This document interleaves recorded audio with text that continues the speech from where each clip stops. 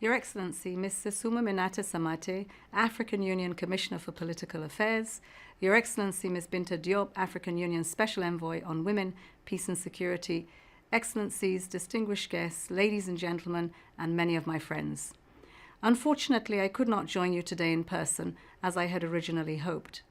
It is, though, my pleasure to greet you as you formally establish and operationalize the African Women Leaders Network. I want to convey my strong support to all of you for the important work you are doing and the successful deliberations you have just concluded.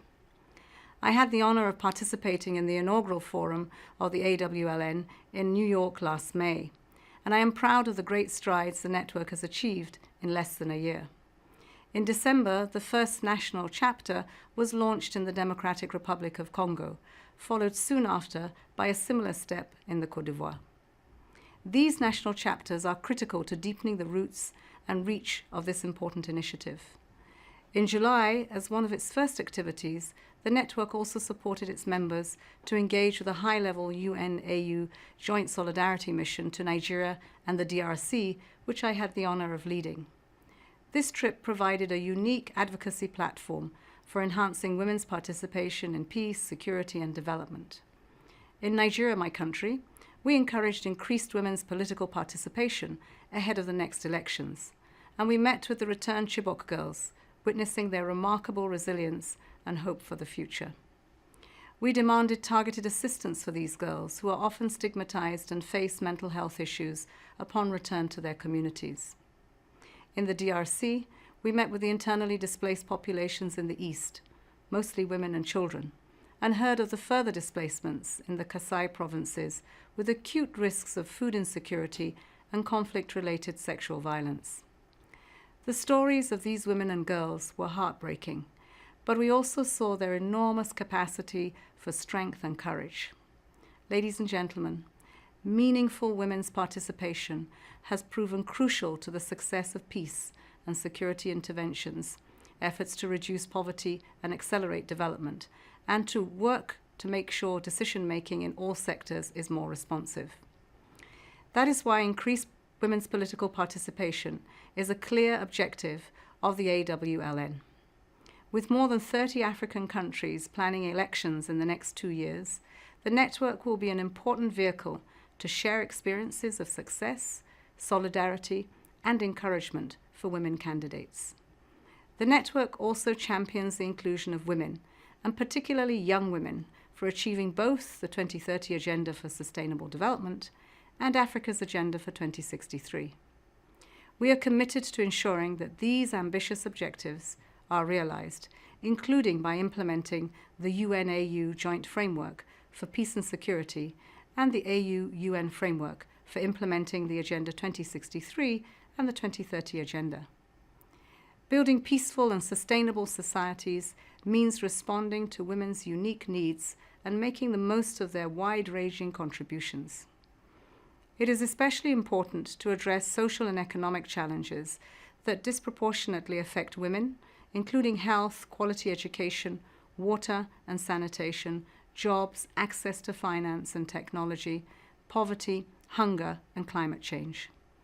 We must also address both old and emerging threats that target women and girls, from forced displacement and sexual and gender-based violence to growing recruitment and abduction by terrorists and violent extremist groups.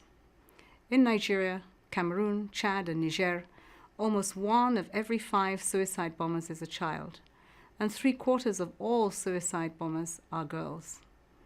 As Secretary General Antonio Guterres has noted, violent extremist groups manipulate gender norms and identities, exploit and deepen inequalities, and target women and girls for violations and abuse.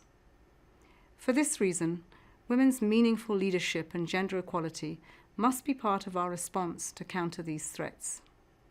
By bringing together women's leaders from politics and the public sector, women living in rural areas, young women leaders from civil society, and the private sector, the AWLN will ensure that African women leaders are directly involved in building more peaceful and stable societies. Ladies and gentlemen, across the region, women are mobilizing to address this complex crisis and build lasting peace. women's efforts are crucial, not just to sustainable peace, but to addressing climate change, unequal development, and governance deficits. These efforts depend crucially on funding. That is why financial inclusion is also a key priority of the AWLN. Joint efforts led by the UN Economic Commission for Africa, with UN Women and the African Union Commission, and my office's support, will create a fund to bolster access to finances and enhance the role of women in the realization of Agenda 2063 and the SDGs. With existing funding mechanisms, such as the Women's Peace and Humanitarian Fund, which provides flexible and rapid funding mainly to women's organizations in crisis settings, there are additional opportunities for AWLN members to apply for funding. In addition, the new European Union UN Spotlight Initiative aims to address all forms of violence against women and girls. I'm encouraged that half of the very generous initial funding of 500 million euros will focus on 8 African countries and aim to address sexual and gender-based violence and harmful practices, a thematic priority of the AWLN call to action. I encourage other donors to join and build on these efforts and hope that these funding instruments will continue to grow and catalyze the necessary investments to further advance this important agenda. Friends, ladies and gentlemen, I look forward to seeing the African Women Leaders Network thriving and driving the implementation of both the 2030 Agenda and Agenda 2063. Thank you all for your commitment to our shared vision of peace, democracy, development, and gender equality. Thank you.